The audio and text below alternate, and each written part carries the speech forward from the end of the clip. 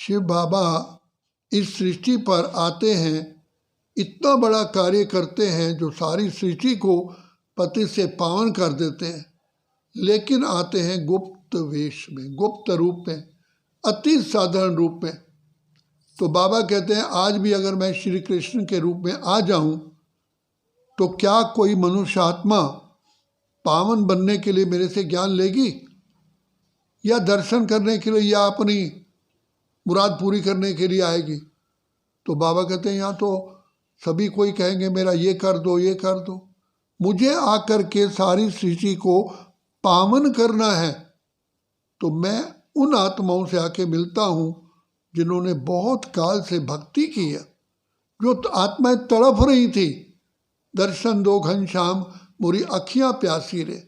तो बहुत काल से जिन्होंने मेरे को याद किया द्वापर युग से, और नैनों से नीर बहाया, और उन्होंने नौधा भक्ति की, गर्दन भी उतारने तैयार थे, व्रत रखे, बहुत कुछ यात्राएं की। तब बाप कहते हैं मैं आकर के उन लाडले सिकिलदे रूहानी बच्चों से मिलता हूँ। फिर कहता हूँ जाग सजनिया जाग, नवयुग आया बच्चे, मैं तुम्हारी खातिर आया हूँ नई दुनिया बनाने के लिए। तुम्हें कांटों का जो सिर पर तुम्हारे ताज है चिंताओं का, वो उतार करके तुम्हें मैं डबल ताजधारी बनाता हूँ। तो तुम कितनी खुशनसीब आत्माएं हो। सोचो, स्वयं ईश्वर पिता परमात्मा तुम्हें आकर के पढ़ाई पढ़ा रहे हैं। और क्या पढ़ाई पढ़ाते हैं? सहज राज योग, कर्म योग। अरे बच्चे कर्म भी करो और बाबा के प्यार में खोए रहो, तो तुम्हारे पाप कर्म भस्म हो जाएंगे, तुम्हारी चढ़ती कला होगी, और जो तुम कार्य करना चाहते हो उसमें भी आपको सिद्धि मिलेगी। तो बाबा आकर के हम बच्चों की कितना प्यार से पालना करते हैं। बाबा सिर्फ एक कहते हैं, बच्चे इस समय पर तुम केवल मेरी मत पर चलो। चाहे शास्त्रों की मत है, ब्राह्मणों की मत है, विद्वानों की मत है, गुरु गोसाइयों की मत है, लेकिन उस मत के होते हुए भी तो तुम पतित बनते गए ना, उससे ऊंच पर तो नहीं उठे। और वो गुरु गोसाई खुद ही यात्रा भी कर रहे हैं, इससे सिद्ध है कि वो भी भगवान को ढूंढ रहे हैं, वो भी पतित है। तो बाप आकर के स्वयं ये पतित से पावन होने का हमको मार्ग बताते हैं। तो बाबा ने कितना हमको कहा कि बच्चे पवित्र बनो, योगी बनो, यही तुम्हारे पंख है जिससे तुम चढ़ती कला में जाते हो।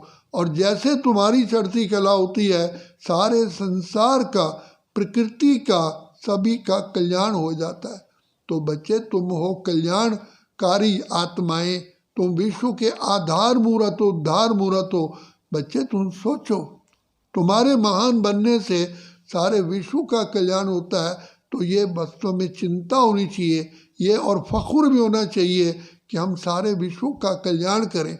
अगर परमात्मा पिता नई दुनिया बनाते हैं तो नई दुनिया में जब तक वहाँ हमारी और व्यक्ति नहीं होंगे तो हम उस दुनिया में क्या करेंगे। तो इसलिए बाबा कहते हैं तुम्हें श्रेष्ठ समाज की स्थापना करनी है। तो इस योग बल से, ज्ञान बल से तुम्हें सारी आत्माओं की सेवा करनी है। दूसरी बात बाबा कहते हैं बच्चे दे दान तो छूटे ग्रहण। तो जितना तुम आत्माओं ने अनेक आत्माओं का जो कर्जा अपने सिर पर लिया हुआ है, जब तक वो चुकतू नहीं करोगे तुम मुक्ति धाम जा भी नहीं सकते, इस काल चक्र के से छूट नहीं सकते। तो बाबा ने आकर के हम बच्चों को ज्ञान के रत्नों से झोली भरी है, तो कहा कि बच्चे तुम ये दान दो। तो कल भी बाबा ने कहा कि कोई चीज़ को संभालने के लिए बार बार ध्यान रखना पड़ता है और अटेंशन करना रखना पड़ता है। और अगर ज्ञान रत्नों को बढ़ाना है तो इसको दान दो, जितना दान दोगे ये रत्न बढ़ते जाएंगे। तो बाबा ने कितना सहज मार्ग बताया और बार बार कहा कि बच्चे ध्यान रखना, क्योंकि तुम आत्मा द्वापर युग से 2500 वर्ष के रोगी हो, तुम्हें माया रावण ने रोगी बना दिया है। इसलिए ज्ञान और योग के पर पूरा पूरा तुम्हें अटेंशन देना है। ऐसा ना हो ज़रा सी भी सावधानी हटी और दुर्घटना घटी। कभी भी इसमें अब बोस्ट नहीं करना, अभिमान में नहीं आना, मेरे पास तो ज्ञान है, मैं तो सब कुछ। बाबा कहते हैं नहीं बच्चे, अच्छे अच्छे तैरने वाले भी डूब मरते हैं। तो बहुत बाबा की आशीर्वाद की, कृपा की, दुआओं की छाया में रहो कि बाबा आप हमारे, बाबा की उंगली पकड़ के चलो। तो बाबा कहते हैं मेरी उंगली है श्रीमत, जो मैं तुमको चौक रोज देता हूँ। तो इस श्रीमत के आधार पर चलोगे तो बाबा वायदा करते हैं कि बच्चे तुम्हारी रक्षा के लिए बाबा बंधा हुआ है। तो इसलिए बाबा कहते हैं बच्चे आत्मिक स्थिति में टिको और मुझ बाप को प्यार से याद करो, सिमर सिमर सुख पाओ, कल कलेश मिटे सब तन के। अनुभव बताता है जितना हम मीठी मीठी मीठी मीठी प्यारी याद में रहते हैं, आत्मा गदगद हो जाती है, खिल उठती है और हल्कापन की महसूस आती है। तो बाबा कहते हैं बच्चे तुमको तो बाबा आकर के इतनी फ्री में गिफ्ट देते हैं, इस गिफ्ट का लाभ उठाओ, सारे जन्म जन्म के रोगों से मुक्ति पाओ, चिंताओं से मुक्ति पाओ, सर्व परेशानियों से दूर रहो, केवल एक प्यारे बाबा की याद में रहो। और याद भी तभी टिकेगी जब तुम स्वयं का दर्शन करते हुए चक्र को फिराओगे, स्मृति में लाओगे कि हम ही तो इतनी श्रेष्ठ आत्मा थी, हमने तो संसार में था ऊंच पाठ बजाया और बाबा अब हमें ऐसा बनाने के लिए आए।